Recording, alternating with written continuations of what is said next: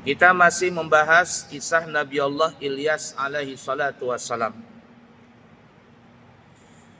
Jadi dalam kitab Qisasul Anbiya dari Imam Ibnu Katsir, beliau mengatakan dalam kitab ini bahwa dari pendapatnya Ka'ab, beliau mengatakan ada 4 nabi di dunia ini, maksudnya ada 4 nabi yang masih hidup. 2 di langit dan 2 di bumi. 2 di langit itu adalah Nabi Isa dan Nabi Idris yang kita sudah terangkan pada pertemuan yang lalu. Dan 2 di bumi adalah Nabi Ilyas dan Nabi Khidir. Nabi Ilyas dan Nabi Khidir. Nabi Khidir dikatakan adalah yang menjaga lautan, Nabi Ilyas adalah yang menjaga daratan.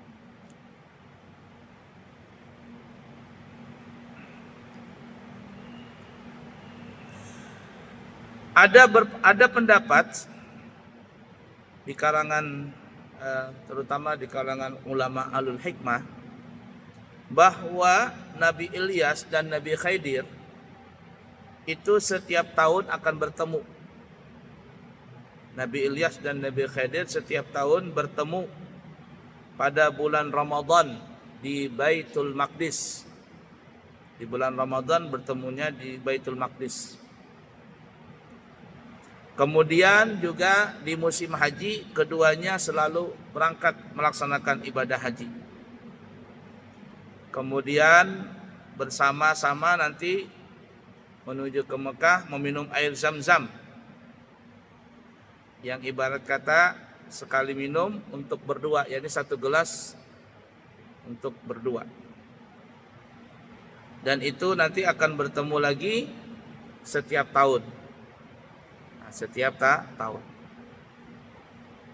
Ini ada yang berpendapat demikian. Kalau Baitul Maqdis di Palestina ya, di bulan Ramadan. Dan para ulama mengatakan nanti di padang mahsyar ketika manusia telah bangkit dari kuburnya masing-masing setelah ditiup sangkakala yang kedua, itu manusia bangkit lalu dihalaulah mereka dan berkumpul di padang mahsyar. Nah, padang mahsyar ini ada yang berpendapat, dan ini pendapat yang paling kuat, adalah berkumpulnya manusia setelah hari kebangkitan itu adalah di Baitul Maqdis, Palestina. Di Baitul Maqdis, Palestina. Sebagaimana para nabi dan rasul berkumpul di malam Isra dan Mi'rajnya Nabi kita Muhammad sallallahu alaihi wasallam. 124.000 nabi berkumpul di malam Isra dan Mi'raj, di malam Isra dan Mi'rajnya Nabi kita Muhammad SAW. Dan oleh karena itu pendapat yang paling kuat adalah berkumpulnya manusia nanti di padang mahsyar itu adalah di Baitul Maqdis. Tetapi ada juga yang berpendapat berkumpulnya manusia nanti setelah hari kebangkitan itu di padang Arafah. Tidak menutup kemungkinan semuanya itu bisa terjadi. Nah, jadi di sini di dalam kitab Qisasul Anbiya dikatakan bahwa Nabi Khidir dan Nabi Ilyas akan bertemu di bulan Ramadan di Baitul Maqdis setiap tahun. Dan musim haji mereka berangkat haji, bertemu di padang Arafah. Di padang Arafah. Nah, kemudian dan meminum air Zam-Zam. 1 gelas berdua lah bahasa kitanya. Karena yang kita sebutkan pada pertemuan yang lalu, ada pendapat bahwa Nabi Khidir dan Nabi Ilyas ini adalah bersaudara. Nabi Ilyas dan Nabi Khidir bersaudara. Kemudian timbul pertanyaan, Nabi Khidir itu kan cerita yang masyhur, beliau panjang umur karena meminum air kehidupan. Meminum air kehidupan sehingga beliau panjang umur. Ma'ul hayat bahasa kitanya. Bahkan disebutkan dalam riwayat itu bukan hanya mandi, tapi berenang. Berenang. Ceritanya panjang dan kita sudah ceritakan saat itu. Nah, tapi Nabi Ilyas itu dikatakan kenapa kok bisa panjang umur? Walaupun sebagian ada yang mengatakan Nabi Ilyas sudah mati juga. Tapi tidak menutup kemungkinan Nabi Ilyas itu panjang umur. Karena memang ada pendapat ulama-ulama yang mengatakan Nabi Ilyas itu panjang umur. Nah, panjang umurnya Nabi Ilyas ini karena beliau ibadah yang kuat. Ibadah yang kuat, mempunyai ibadah yang kuat, kemudian beliau panjang umur. Ya, panjang umur. Yang kita sebutkan pada pertemuan yang lalu, beliau punya kaum namanya kaum Ba'labak. Nah, kaum Ba'labak atau Ba'labak.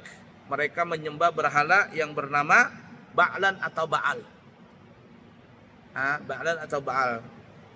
Lalu mereka marah dan rajanya menyuruh untuk membunuh Nabi Ilyas. Tapi Nabi Ilyas selamat, tidak terbunuh. Dan akhirnya beliau menjauhi dari kampung tersebut sampai Allah menurunkan bala kepada mereka.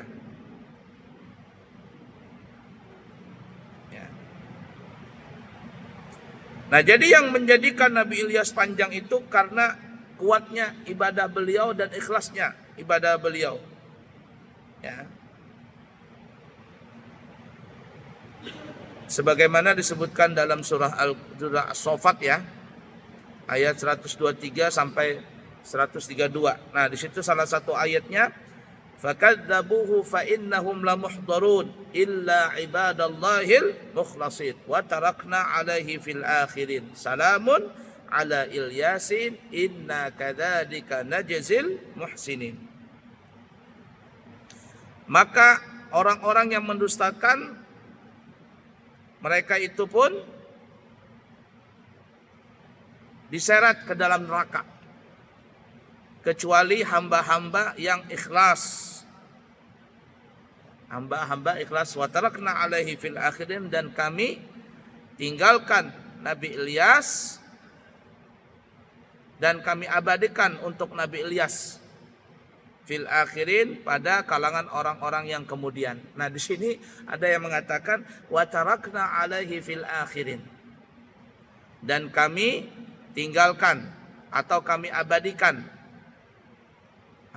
abadikan Nabi Ilyas pada orang-orang yang terdudi, orang-orang yang akan datang. Walaupun ada dari segi zahir ayat begitu artinya, tapi yang dimaksud di sini adalah kami abadikan pujian yang baik kepada Nabi Ilyas untuk orang-orang yang kemudian.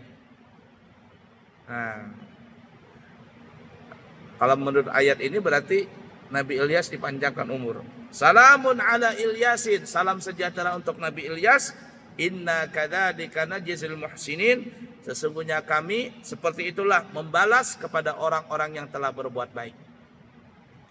Jadi ulama mengatakan Nabi Ilyas ini kalau seandainya panjang umur, walaupun mungkin ada sebagian nanti kita sebutkan ada beberapa ulama yang mengingkari kepanjangan umurnya Nabi Ilyas.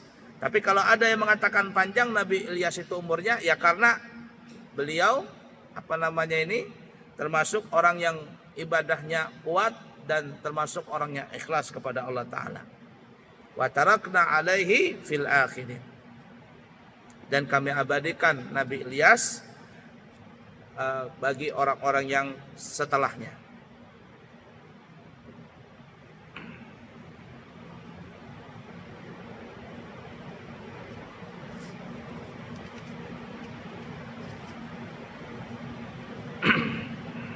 Nah, kemudian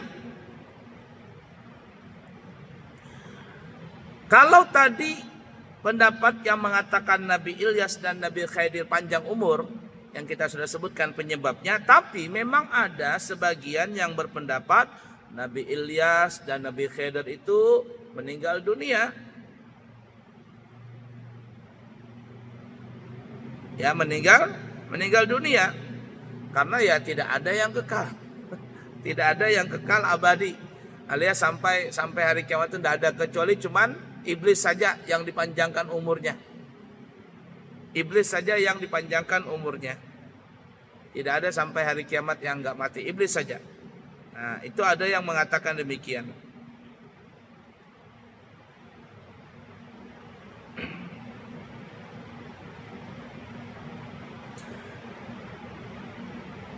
Nah, adapun Nabi Ilyas meninggal dunia itu disebutkan oleh pendapatnya Wahab bin Munabbih.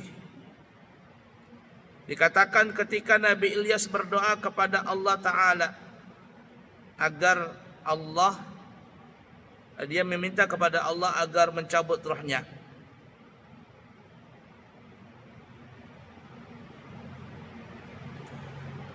Alasannya adalah karena kaum Ba'labakka itu mendustakan dan menyakitinya.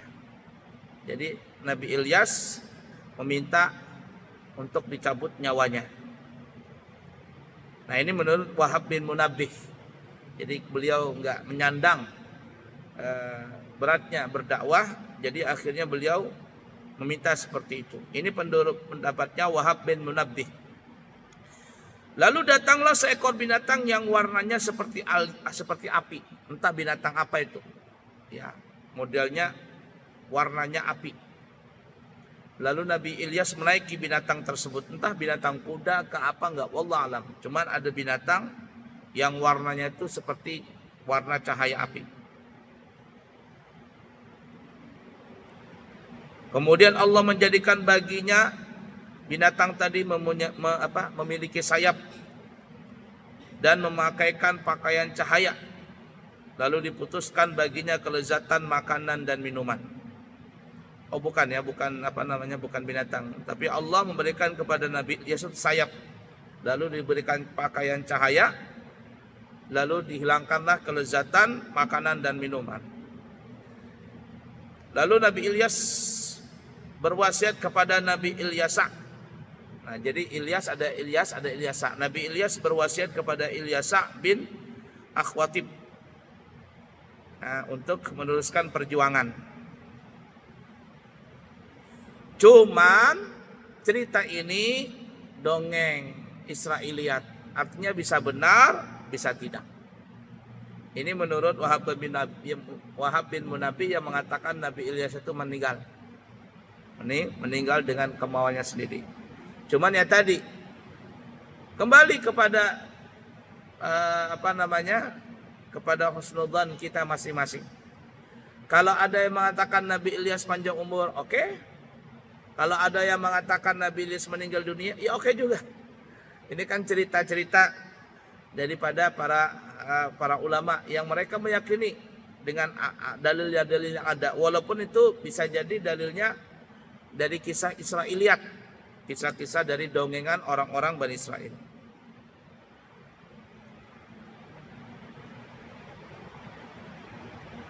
Baiklah ya.